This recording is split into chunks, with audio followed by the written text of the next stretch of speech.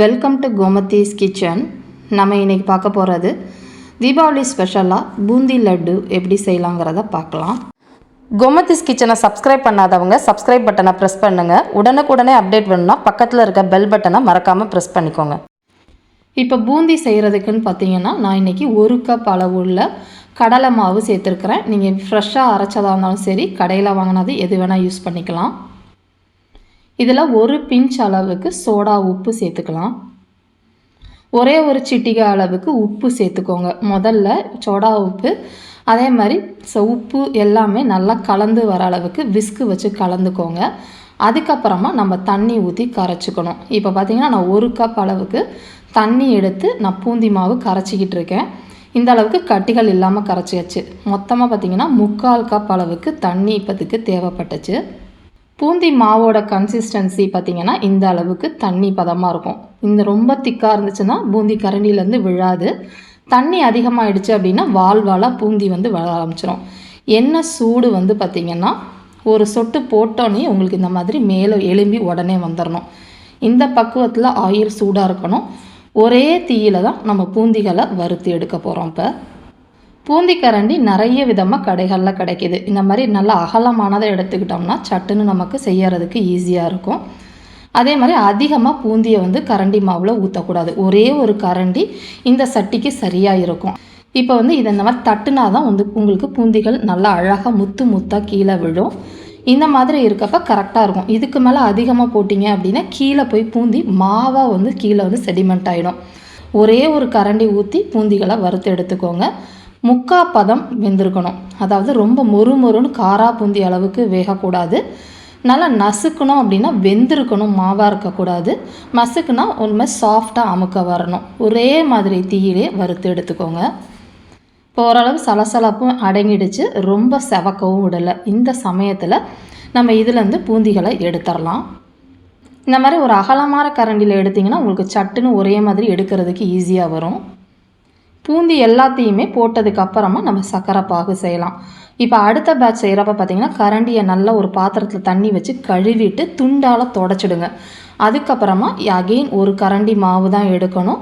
இந்த மாதிரி நம்ம தட்டி கொடுத்திங்கன்னா பூந்திகள் நல்லா வரும். இதே மாதிரி எல்லா மாவுலேயும் பூந்திகள் செஞ்சதுக்கு அப்புறமா நம்ம இப்போ சர்க்கரை பாகு செய்ய ஆரம்பிச்சிடலாம்.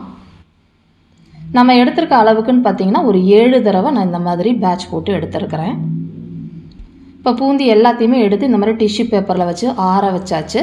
எடுத்து அமுத்தி பார்த்திங்க அப்படின்னா வெந்திருக்கணும், மாவாக இருக்கக்கூடாது. பட் சாஃப்டாக இருக்கணும் மாவு. அப்போ தான் உங்களுக்கு அந்த சுகர் சிரப்பில் ஊறி நமக்கு அந்த பூந்தி நல்லா ஜூஸியாக இருக்கும். இப்போ சர்க்கரை பாகுக்குன்னு பார்த்திங்கன்னா 1 கப் கடலை மாவுக்கு 1/2 கப் அளவுக்கு சர்க்கரை நமக்கு சரியாக இருக்கும். ரொம்ப கம்மியாக வச்சிங்க அப்படின்னா நமக்கு பாகு பத்தாது உருட்டுறதுக்கு. 1/2 கப் ஊற்றிட்டு 1/2 கப் அளவுக்கு தண்ணி ஊற்றிக்கோங்க.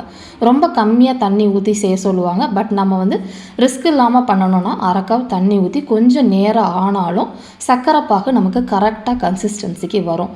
எல்லாத்தையும் நல்லா கலந்துட்டு மிதமான தீயிலேயே நம்ம பாகு காய்ச்சணும். பாகு பக்குவம்னு பார்த்திங்கன்னா 1 கம்பி அளவுக்கு இருக்கணும். இப்போ பாகு காய்ச்சினதை செக் பண்ணுறப்ப இப்போ நான் அடுப்பை ஆஃப் பண்ணிட்டேன். ஆஃப் பண்ணதுக்கு அப்புறமா தான் செக் பண்ணேன். இப்போ எடுத்து பார்த்தீங்க அப்படின்னா 1 கம்பி பதம் வரணும். இந்த மாதிரி ஒரு ஸ்ட்ரிங் நல்லா இழுத்தா பிச்சுக்காமல் ஒரே மாதிரி வரணும். இந்த அளவுக்கு இருக்கணும். பட் அடுப்பை நான் இப்போ ஆஃப் பண்ணிட்டேன். நீங்கள் எடுத்து செக் பண்ணிகிட்டு இருக்கப்பே பார்த்தீங்கன்னா நமக்கு அடுங்குள்ள அடுத்த ஸ்டேஜுக்கு போயிடும். இப்போ வறுத்த முந்திரி பருப்பு, திராட்சை உங்களுக்கு எவ்வளோ வேணுமோ நெய்யில் வறுத்துட்டு சேர்த்துக்கோங்க. ஒரே ஒரு சிட்டிகை பச்சை கற்பூரம் சேர்த்துக்கலாம். இது ஆப்ஷனல் தான். இது பிடிக்கல அப்படின்னா முந்திரி பருப்பு திராட்சை வறுக்கிறப்பயே 2 கிராம்பை வறுத்து போட்டிங்கன்னா ரொம்ப நல்லா டேஸ்ட்டாக இருக்கும். ஒரு 1/4 டீஸ்பூன் அளவுக்கு ஏலக்காய் பொடியும் சேர்த்து கலந்துக்கலாம். எல்லாம் கலந்ததுக்கப்புறமா வறுத்து வச்ச பூந்திகளை போட்டுருவோம். பூந்தி போட்டதுக்கப்புறம் உங்களுக்கு பார்த்திங்கன்னா பாகு அதிகமாக இருக்கிற மாதிரி தான் இருக்கும். பட் நேரம் ஆக ஆக பூந்தியில் சர்க்கரை பாகு உறிஞ்சி நமக்கு கரெக்டான கன்சிஸ்டன்சிக்கு வரும். நீங்கள் அதிகமாக பூந்தி போட்டிங்க அப்படின்னா சர்க்கரை பாகு பிடிக்கிறப்ப தித்திப்பாக இருக்காது லட்டு. இப்போ பார்த்திங்கன்னா ஒரு 1/2 மணி நேரம் ஆயிடுச்சு. நல்லா உறிஞ்சிடுச்சு. அதாவது நம்ம பூந்திகள் பார்த்திங்கன்னா சர்க்கரை பாகால் நல்லா உறிஞ்சி இந்த கன்சிஸ்டன்சியில் இருக்குது.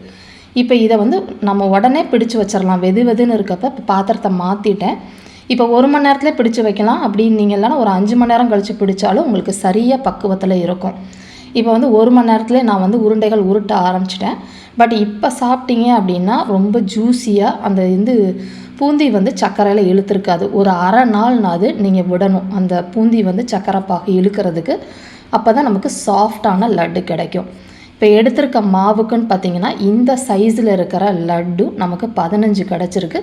நல்லா அழுத்தி வச்சு பிடிச்சிங்க அப்படின்னா உங்களுக்கு சரியாக இருக்கும். கையில் நெய்யோ எண்ணெயோ தண்ணியோ எதுவுமே வச்சு பிடிக்கக்கூடாது. வெறுமா பிடிச்சிங்கனாலே இந்த மாதிரி ரொம்ப சுவையான லட்டு உங்களால் செய்ய முடியும். இதே மாதிரி அளவுகளோடு செஞ்சு பார்த்துட்டு எப்படி இருக்குங்கிறத கமெண்ட் பண்ணுங்கள். வீடியோ பிடிச்சிருந்துச்சு அப்படின்னா லைக் பண்ணுங்கள், ஷேர் பண்ணுங்கள். மறக்காமல் சேனலை சப்ஸ்கிரைப் பண்ணி வச்சுக்கோங்க. தேங்க்ஸ் ஃபார் வாட்சிங்.